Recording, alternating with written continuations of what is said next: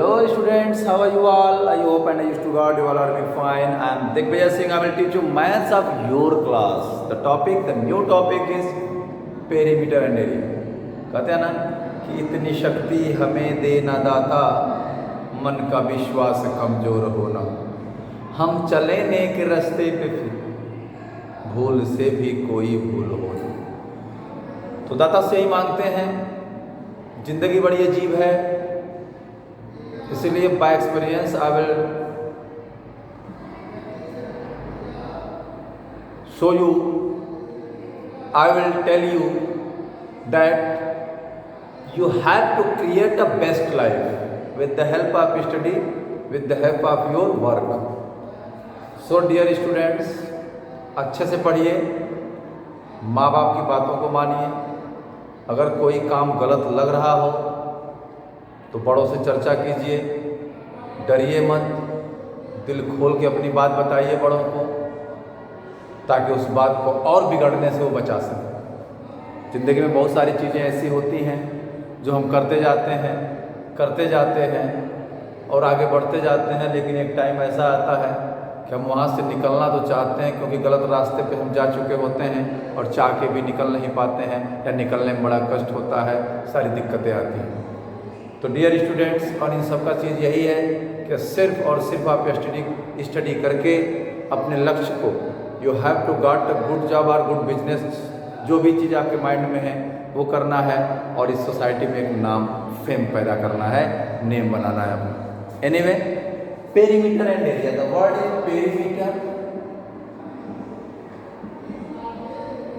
And area. पहले इसके बारे में जानना है कि ये पेरीमीटर क्या होता है, ये एरिया क्या होता है। जैसे ये बोर्ड है, रेक्टेंगुलर बोर्ड है, तो इसकी बाउंड्री का जो सम होगा, जैसे मानिए कोई भी क्लोज फिगर है, सर्किल है, चाहे ये है, चाहे कोई भी फिगर है, कोई भी फिगर हो, 2D फिगर की बात कर रहे हैं, क्लोज फिगर होना चाहिए। हम यहाँ पे खड़े हैं और यहाँ से चलना शुरू किए, 1 राउंड डिस्टेंस कवर कर लिए, ये इसका पेरीमीटर हो गया, जिसको सर्कमफ्रेंस कहते हैं। यहाँ पे खड़े हैं, ये डिस्टेंस, ये डिस्टेंस, ये डिस्टेंस, ये डिस्टेंस कवर कर लिया, इसका पेरीमीटर हो गया। यहाँ पे हैं, ये डिस्टेंस, ये डिस्टेंस, ये तीनों कर लिया, इसका पेरीमीटर हो गया।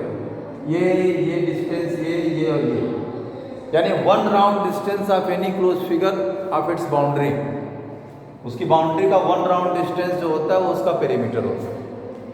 आई होप आपको समझ में आ गया हो। अब बात करते हैं एरिया की।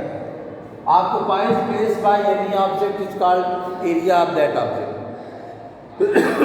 सॉरी, जैसे इस सर्किल ने इस बोर्ड का इतना जगह कवर किया है, ये इसकी एरिया हो गई। इस ट्राइंगल ने इस बोर्ड का इतना जगह कवर किया है, ये इसकी एरिया हो गई। इस फिगर ने इतना जगह कवर किया, ये इसकी एरिया हो गई। इस फिगर ने इतना जगह कवर किया, ये इसकी एरिया हो गई। ठीक है, तो हमने जैसे रखा अपना हाथ, हमारे हाथ ने इतना जगह कवर किया, इसकी एरिया हो गई। तो occupies place by any object, किसी ऑब्जेक्ट के द्वारा जितनी जगह कवर की जाती है वो उसकी एरिया कहलाती है। मकान वगैरह हमेशा एरिया में देखते होंगे, स्क्वायर फीट या स्क्वायर गज या स्क्वायर मीटर, इसमें मकान ये नहीं बुझाता कि कितने वॉल्यूम में बना हुआ है, क्या कितने स्क्वायर गज में बना हुआ है, कितनी जगह में बना हुआ है। तो जगह, कितना जगह ऑक्युपाइज हो रहा है, कितना जगह कवर हो रहा है भाई किसी ऑब्जेक्ट के द्वारा, वो उसकी एरिया पे डिपेंड करता है। तो पार्टिकुलर फिगर्स की कुछ एरिया का और पेरीमीटर का फार्मूला होता है, जिसको हम बता रहे हैं, जिसे आपको ध्यान से पढ़ना है, क्योंकि ये फार्मूला आप पहले से भी पढ़ते चले आ रहे हैं, ठीक है, और अभी भी पढ़ रहे हैं। हम बात कर रहे हैं रेक्टेंगल। रेक्टेंगल क्या होता है? अब मैं किसी से अगर पूछता हूँ बताओ रेक्टेंगल क्या होता है, कुछ लोग कहते हैं जिसकी अपोजिट साइड इक्वल होती है, प्रत्येक एंगल 90 डिग्री का होता है। हम पूछते हैं किसकी, तो कहते हैं रेक्टेंगल की। हमने पूछा क्या होता है, तो कहते हैं कि जिसकी अपोजिट साइड इक्वल होती है और ईच एंगल 90 डिग्री का होता है। मैंने पूछा किसकी, उन्होंने कहा रेक्टेंगल की, लेकिन अभी भी क्लियर नहीं कि रेक्टेंगल होता क्या है। तो बेटा रेक्टेंगल क्या होता है? अ क्वाड्रिलेटरल हैविंग, एक ऐसा क्वाड्रिलेटरल जिसकी अपोजिट साइड, एक ऐसा क्वाड्रिलेटरल जिसकी अपोजिट साइड क्या हो, इक्वल हो। ध्यान दीजिएगा, एक ऐसा क्वाड्रिलेटरल जिसकी अपोजिट साइड इक्वल हो। ठीक है, ध्यान दो बेटा, जिसकी अपोजिट साइड क्या हो, इक्वल।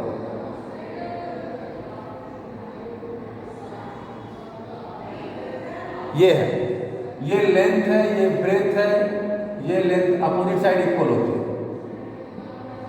और प्रत्येक एंगल 90 डिग्री का होता है। ये रेक्टेंगल कहलाता है। क्या कहलाता है, रेक्टेंगल। अपोजिट वर्टिसेस को जो लाइन सेगमेंट मिलाती है वो डायगोनल कहलाती है। ये इसका डायगोनल होगा। Two diagonals we can draw in rectangle. तो a quadrilateral having opposite sides are equal, a quadrilateral having opposite sides are equal and each angle 90 degree is called a rectangle। ध्यान देना बेटा थोड़ा सा। अब इसका पेरीमीटर क्या होगा, पेरीमीटर क्या होगा बेटा, हम यहां से अगर चलना शुरू करेंगे तो ये डिस्टेंस कवर किया लेंथ का, फिर ये डिस्टेंस कवर किया ब्रेथ का, फिर ये डिस्टेंस कवर किया लेंथ का, फिर ये डिस्टेंस कवर किया ब्रेथ का। तो क्या हो गया, twice of length plus twice of breadth. 2 common कर लेंगे तो क्या होगा, L फॉर लेंथ और B for breadth. L for length तो twice of length plus breadth. Formula कैसे बना, क्लियर हो गया। अब बेटा इसकी एरिया क्या होती है, length into breadth. Length of diagonal, length of diagonal क्या होता है, अंडर रूट लेंथ का स्क्वायर प्लस ब्रेथ का स्क्वायर। क्यों होता है ये ध्यान रखिएगा। अब ये कैसे होता है ध्यान देना है। ये एक राइट ट्रायंगल होगा, ये क्या होगा, एक राइट ट्रायंगल। तो राइट ट्रायंगल में ध्यान दीजिएगा बेटा, ये ऐसे होगा,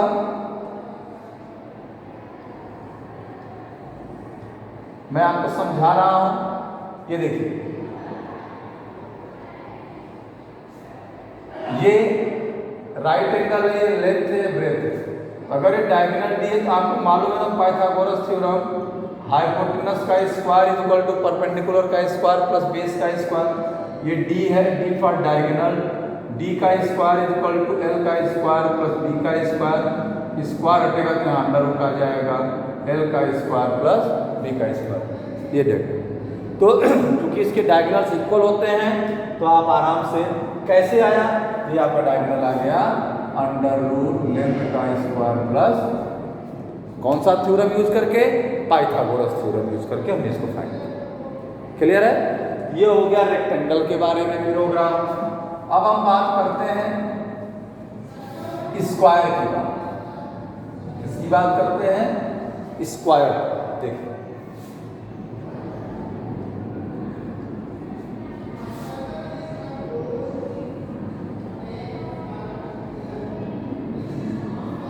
ये स्क्वायर हो गया,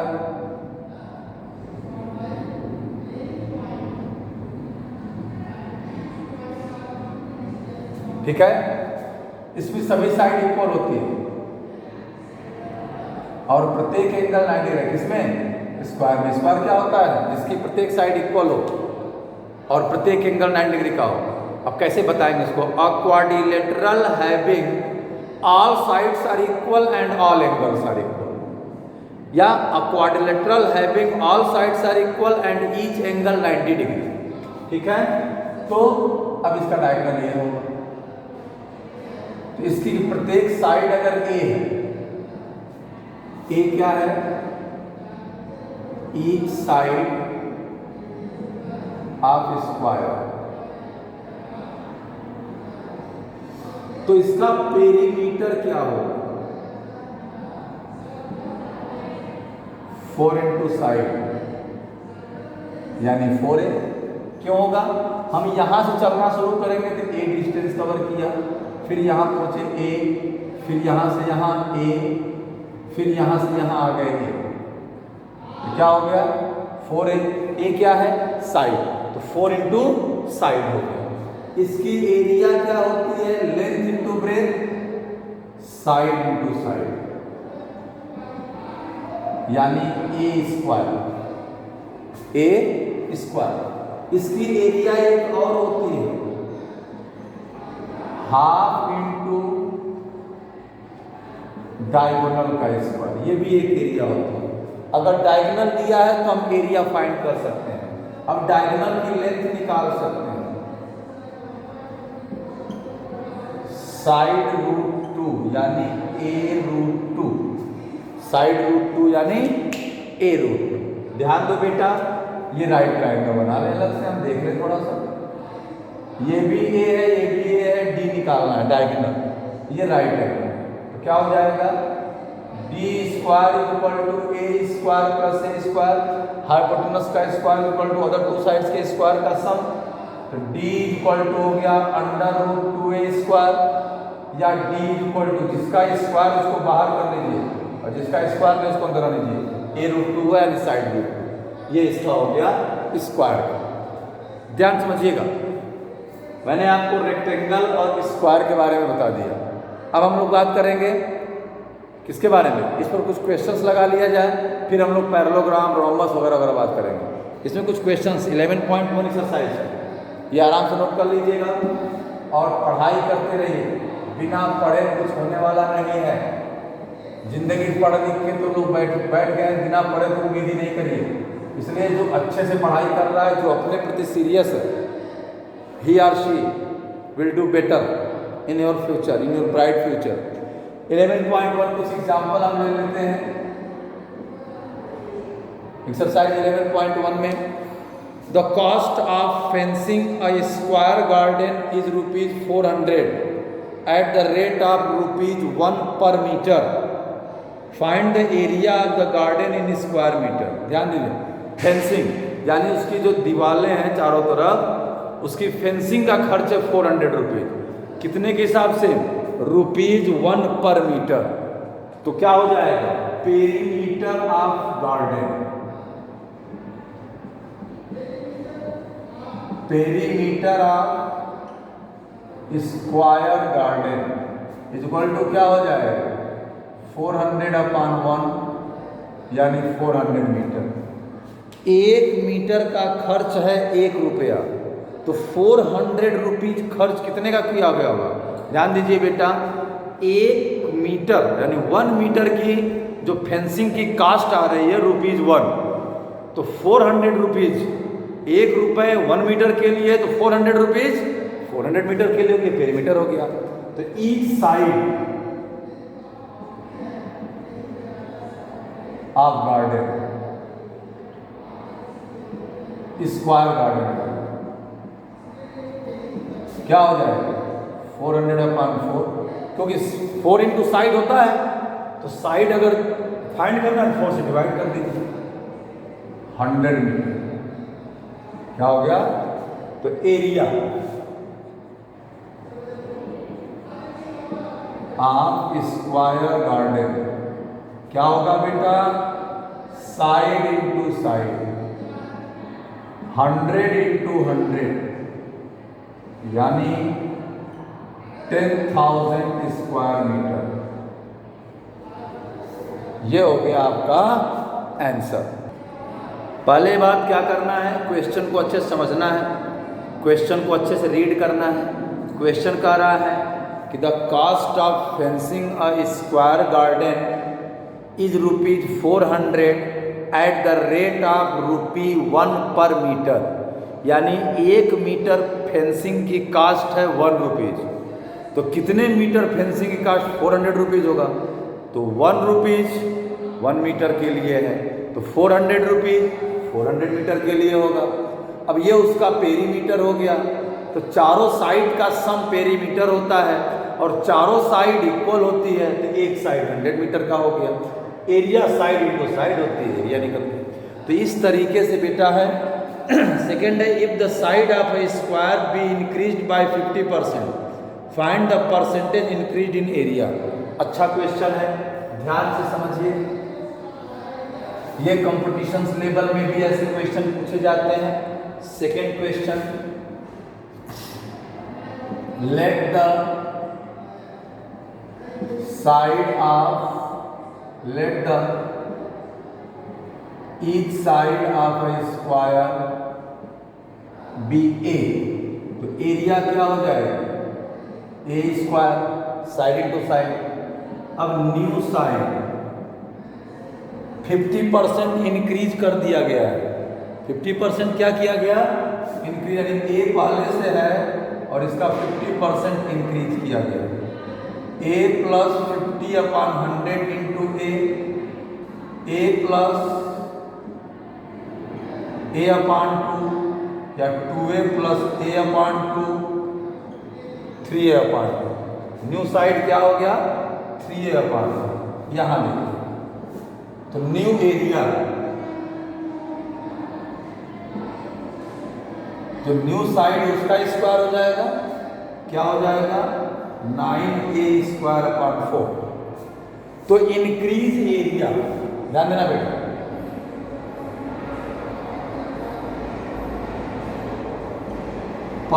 अब है 9a²/4, अब पहले a², इंक्रीज एरिया क्या हो जाएगा, 9a² माइनस 4a²/4, यानी कितना हो जाएगा बेटा, इंक्रीज एरिया हो गई 5a²/4। तो इन परसेंट में निकाल लेंगे, जितना इंक्रीज हुआ है उतना, इतना इंटू 100 जितना पहले था। ये क्या हो गया, 125a²/a², यानी 125% इंक्रीज हुई एरिया। कितनी एरिया इंक्रीज हुई, 125%। ध्यान दीजिएगा, हमने मान लिया प्रत्येक साइड ए है, तो एरिया क्या हो जाएगी, साइड इंटू साइड, यानी साइड का स्क्वायर होता है। एरिया क्या होता है, साइड का स्क्वायर। तो न्यू साइड 50% इंक्रीज किया गया, 100 है तो 50%, 100 का 50% 50 होगा, यानी 150 हो जाएगा। ए है, ए का 50% a/2, यानी a plus a/2। New side हो गई 3a/2। तो न्यू एरिया निकाल लेंगे, फिर इंक्रीज एरिया निकालें, कितनी एरिया बढ़ी, तो परसेंट में कितनी बढ़ी, 125% बढ़ी। इस तरीके से आप क्वेश्चंस लगाते रहिए। नेक्स्ट वीडियो में नेक्स्ट क्वेश्चन सॉल्व करवाएंगे। तब तक स्वस्थ रहिए, मस्त रहिए, जानदार, शानदार, जबरदस्त रहिए। मिलते हैं नेक्स्ट वीडियो में, और वीडियो को लाइक से सब्सक्राइब करते रहिए, करवाते रहिए, और अच्छे से पढ़ते रहिए। That very important chapter, perimeter and area, और इसका यूज आप आगे भी करोगे 8th में, 9th में, 10th में, कंपटीशंस में। So dear students, you have to do a lot of practice with the help of my videos, and focus your study, focus your aim. Okay, thank you.